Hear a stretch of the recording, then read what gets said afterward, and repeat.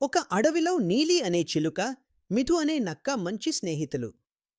నీలికి ఎగరడం వచ్చేది, మిథుకి తెలివితేటలు ఎక్కువ. ఇద్దరూ కలిసి అడవిలోని సమస్యలను పరిష్కరించేవారు. ఒకసారి అడవిలో తీవ్రమైన ఎండ వచ్చింది.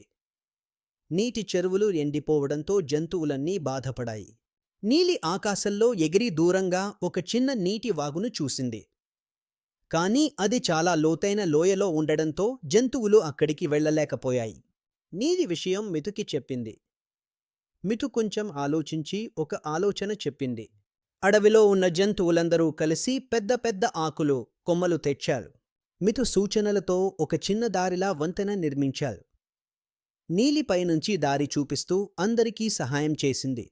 కొద్ది సమయంలోనే జంతువులన్నీ నీటివాగుకు చేరుకుని దాహం తీర్చుకున్నాయి. అడవి మళ్లీ ఆనందంతో నిండిపోయింది. జంతువులన్నీ నీలి, మిథులను ప్రశంసించాయి. ఈ కథ మనకు ఒక్కొక్కరిలో ఒక్కో బలం ఉంటుందని, కలిసి పనిచేస్తే ఏ కష్టమైనా దాటవచ్చని నేర్పుతుంది. ఈ కథ మీకు నచ్చితే లైక్ చేయండి, షేర్ చేయండి, సబ్స్క్రైబ్ చేసుకోండి.